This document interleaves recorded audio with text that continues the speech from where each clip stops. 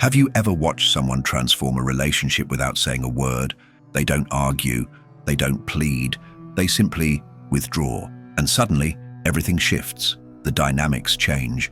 People who took them for granted begin to wonder, to reach out, to question. Now imagine if you did the same. If instead of constantly explaining yourself, you chose silence. Instead of immediate availability, you chose selective presence. What might happen in your relationships, your work, your life? That's where the revelation begins. When you withdraw your energy, when you stop being constantly available, emotionally, mentally, physically, the world around you experiences a disruption. People who've grown accustomed to your endless giving suddenly find themselves facing a void.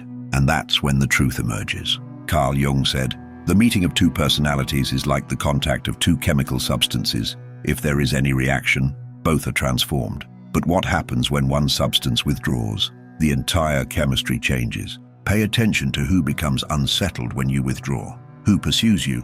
Who becomes irritated? Who tries desperately to pull you back into old patterns? Their reaction reveals the nature of your relationship more clearly than years of interaction ever could.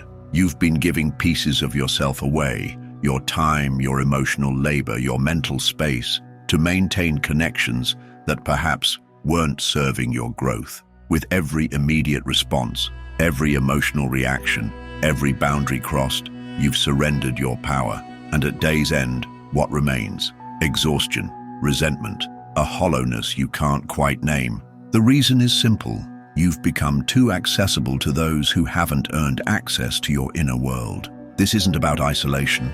This is about discernment. It's about what Jung called individuation, the process of becoming psychologically whole, distinct, a fully realized self. And this journey begins when you understand that boundaries aren't walls, but gateways, that silence can speak volumes, and that withdrawal isn't retreat, but recalibration. So I ask you, looking directly at you now, how long will you continue allowing others to dictate your worth? How long will you respond on command, like a marionette dancing whenever someone pulls your strings? Perhaps it's time to cut those threads, to withdraw, to become, in the best sense, unknowable. Because when you withdraw your energy, everything transforms. Since childhood, you've been conditioned to believe your value lies in your utility to others. Be helpful, be available, be accommodating.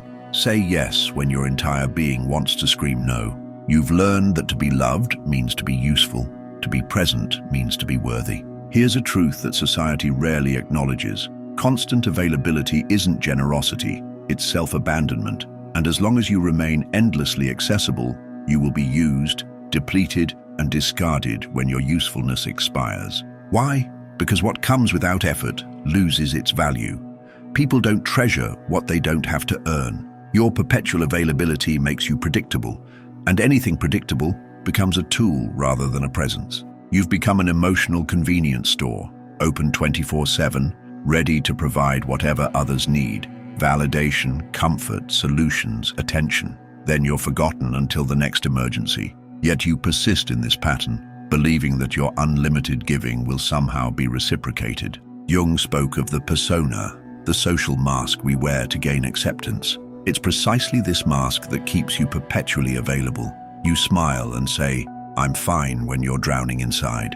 You respond instantly to messages while exhaustion clouds your mind. You justify, explain, defend as though your boundaries require permission. But here's the truth.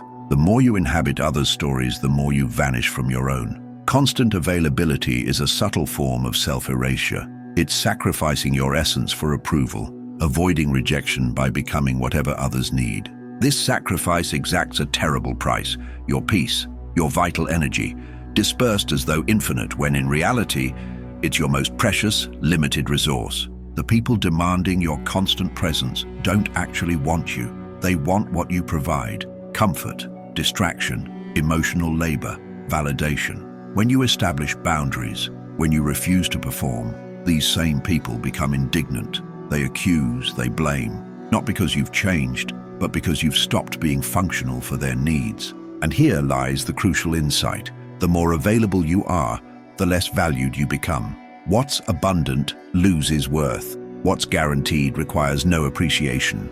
No one respects what they don't have to earn. No one values what's never absent. Pause now and consider who truly deserves your energy, your attention, your presence. Perhaps more importantly, who deserves your absence? Before answering, we must understand a fundamental question. Why do we give ourselves away so easily? Why this compulsion to respond, explain, please? What drives this automatic surrender?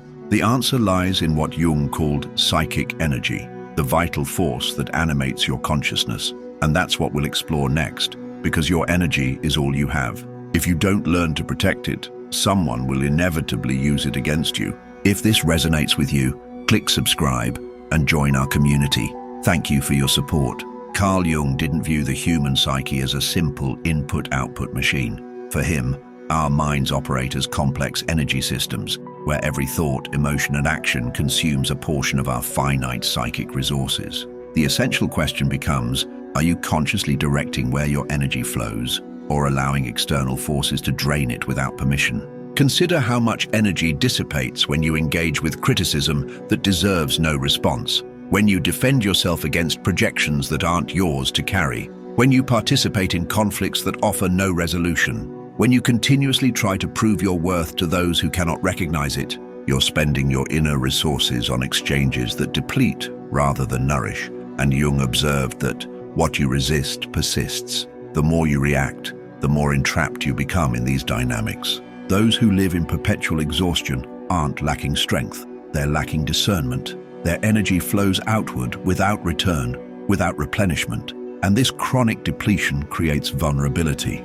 People who manipulate, who take without giving, who drain without replenishing, they sense this vulnerability like predators scent prey. They recognize your inability to safeguard your energy, your compulsion to solve, fix, explain, and they exploit it relentlessly. Jung maintained that psychic health depends on energy conservation within the system. This means learning to decline without guilt, to observe without immediate involvement, to remain silent without shame. Because authentic power doesn't manifest in reaction, but in conscious action, choosing when to engage and when to withdraw. This discernment only emerges through self-knowledge. How many nights have you lost sleep replaying conversations? How many hours wasted ruminating on perceived slights or misunderstandings? How much mental space occupied by people who wouldn't give you a moment's thought? This is energy hemorrhaging without purpose, keeping alive connections that persist only because you refuse to release them. Psychic energy creates a field around you. When properly contained, it generates presence. You enter a room and command respect without uttering a word. When poorly managed, you become invisible, reactive, fragile, and the world shows little mercy to those who cannot protect their own boundaries. Begin by observing your triggers. What provokes immediate reaction? What disrupts your center? These are the precise points where energy escapes, where work is needed, not to become cold or detached, but to become intentional, sovereign over your own resources. Jung offered a profound insight. When you conserve your energy, you dissolve the projections others place upon you. This creates discomfort, even hostility, because now we enter the shadow realm of silent manipulation. In our next segment, we'll examine how certain people feed on your energy and why your withdrawal completely dismantles their strategy. Prepare to recognize those who've been depleting you, perhaps for years without your awareness. You believe your responses are conscious choices, your reactions deliberate decisions, but the reality is far darker. Most of your emotional reactions are programmed, conditioned, predictable, and those who understand this manipulate you effortlessly. Skilled manipulators don't need force or threats. They simply activate the triggers you've left exposed, and you respond exactly as expected every time. Jung called this mechanism projection, the unconscious transfer onto others what we cannot acknowledge in ourselves. Yet, there's another dimension to this process that few recognize. While others project onto you, you become the receptacle for these projections. The more emotionally available you are, the more you function as a blank canvas for others' expectations, fears, and unmet needs.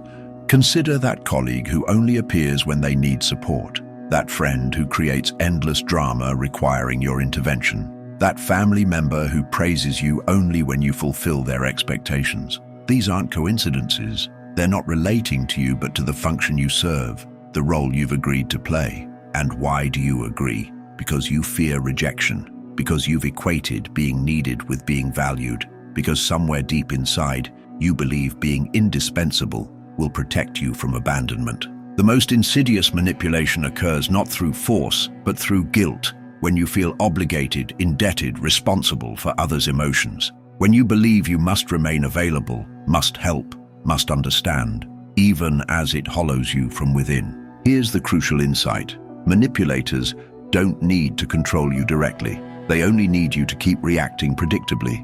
But when you stop reacting, the entire system collapses. When you begin saying no, responding with silence, withdrawing instead of explaining, the projections shatter. The mask they've placed on you falls away. This creates profound discomfort because suddenly they no longer know who you are.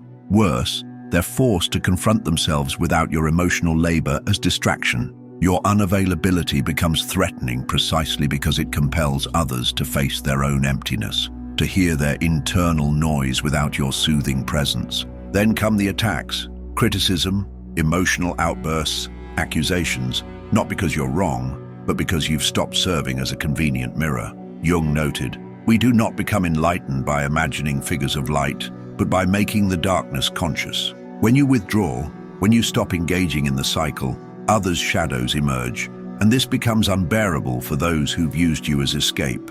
But what about you? Are you prepared for the discomfort of being misunderstood, of being rejected for protecting yourself? Are you ready to endure the silence that follows disruption? Because it's precisely within that silence that a new form of power emerges. In our next segment, we'll explore why silence becomes the most transformative tool in human psychology and how it fundamentally alters your relationship with the world. In today's world of constant connection, everyone clamors to be heard, to respond instantly, to win arguments regardless of cost, to assert their reality even at the expense of inner peace. Yet there exists a power few understand and fewer master, the power of silence. Not passive, fearful silence, but conscious, deliberate, profoundly aware silence. Not absence, but intensified presence. Jung viewed silence not as emptiness, but as fertile ground for transformation. When you cease reacting, you begin truly seeing. Patterns emerge that previously remained hidden. Emotional cycles, manipulation tactics, self-sabotaging behaviors. Silence cultivates clarity, and clarity threatens those who profit from your confusion. Notice how certain people panic when you don't immediately respond, when you don't explain yourself, when you simply disappear. It's not your presence they miss, but their control over the narrative. While you speak, you remain within their game.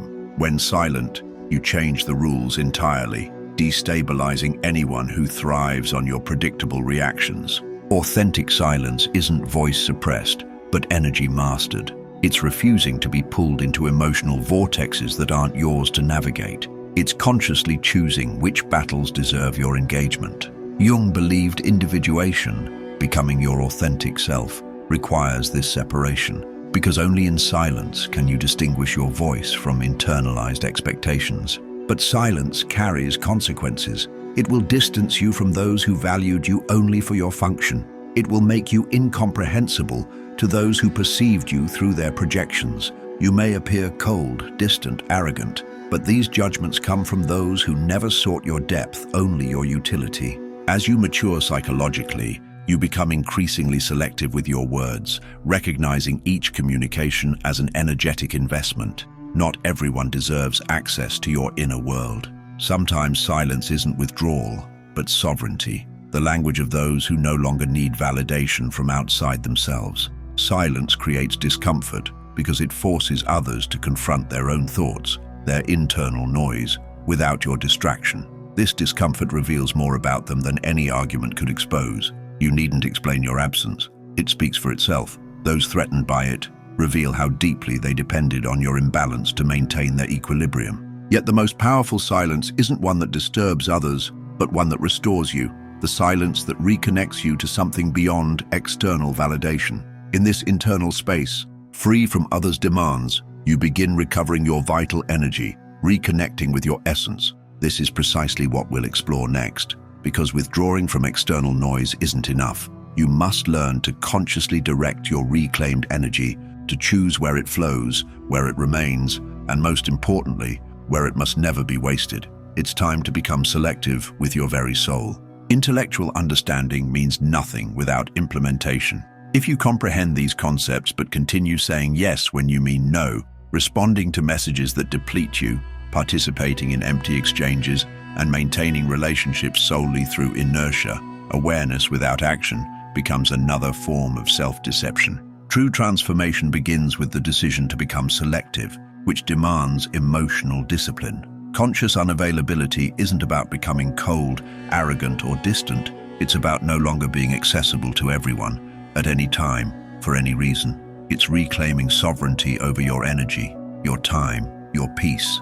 This begins with small acts of reclamation, pausing before responding, breathing before reacting, leaving discussions before they descend into chaos, turning off notifications without guilt, saying, "Not today," saying, "I'm not interested," saying, "I won't be involved." But here's the essential truth. You needn't justify your absence. You needn't explain your silence. You owe no one access to your inner world. This realization, for many who've grown accustomed to your availability, becomes unforgivable. Because when you refuse explanation, you remove their ability to keep you trapped within a narrative where you're eternally accommodating, understanding, accessible. Jung recognized that every individuation process requires a period of isolation, not depressive withdrawal, but sacred solitude. A time of inner retreat where you relearn to hear your own voice without external interference, rebuilding identity not from others' perceptions, but from your authentic core. Want to measure your evolution? Observe who distances themselves when you become more selective, who attempts to provoke reaction when you stop engaging, who accuses you of changing when you finally begin protecting yourself. These aren't indications of failure, but confirmation of liberation. Initially, unavailability creates discomfort. You'll feel selfish, harsh, wrong. You'll question your right to boundaries. This dissonance is natural. You've spent a lifetime being conditioned to place yourself last. Change inevitably creates friction, not only within you, but in everyone who benefited from your former patterns. Conscious unavailability forms the foundation of self-determination. When you say no to external demands, you say yes to yourself. When you withdraw from toxic environments, you affirm that your well-being outweighs any false connection. When you stop explaining yourself, you begin commanding genuine respect, perhaps from fewer people, but with greater depth. Not everyone welcomes this transformation. Your emotional withdrawal exposes wounds others prefer to ignore, reveals dependencies they're unwilling to acknowledge. It demonstrates how much they relied on your chaos to maintain their control. This recognition precipitates rupture, followed by grief, loneliness, alienation, the sensation of loss when you're actually gaining freedom. But what emerges from this dissolution? What grows in the space created by withdrawal? What follows the silence? In our final segment, we'll explore the rebirth that occurs only when you found courage to be misunderstood, to stand alone, to become whole on your own terms. It's time to understand why the solitude of the strong becomes the path to authentic freedom. When you cease being available to everyone, something profound unfolds. First comes disquieting silence that seems to echo within you. You question your choices, wonder if you're being excessive, fear losing connections that seemed important. But gradually, this silence transforms. It begins to cleanse, to calm, to heal. Then comes solitude, not the emptiness of absence, but the fullness of self-presence, the solitude of one who no longer betrays their own truth to maintain false connections. In this space where confusion once reigned, clarity emerges. Where anxiety dominated, peace enters. Where need controlled, strength awakens. The strength of wholeness, of integration, of being complete within yourself. Jung maintained that individuation, becoming who you truly are, requires separation from collective expectations, removing the persona, walking alone for a season. This is precisely what happens when you become unavailable, not fleeing connection but returning to yourself. At this point, transformation occurs. You cease being reactor and become creator, no longer shaped by circumstances, but shaping reality from within. Those uncomfortable with your absence reveal they never wanted you, they wanted your function. And this recognition liberates. You will lose people, but find yourself. Distance from familiar places, but reconnect with essence. Become misunderstood, but finally respected. Because when you're no longer available for everything, you become valuable, rare, unforgettable. This is rebirth, a new beginning, the dawn of existence where you no longer accept emotional fragments, psychological games, emptiness disguised as connection. Now you welcome only what resonates with your peace, your truth, your wholeness. If you've stayed with me until now, something within you already recognizes this path. Something understands that being loved means nothing if it requires self-abandonment. That authentic self-regard begins when you choose your integrity, even when that choice brings temporary solitude. Now I ask you, are you prepared to be misunderstood, rejected, perhaps even disliked in pursuit of inner freedom? Are you willing to pay the price of becoming fully yourself? If this message resonated, if it spoke to something deep within you, write in the comments, "I choose myself." Let's see how many are ready for this transformation. And don't forget to watch the next video. It's more significant than you might imagine. See you there.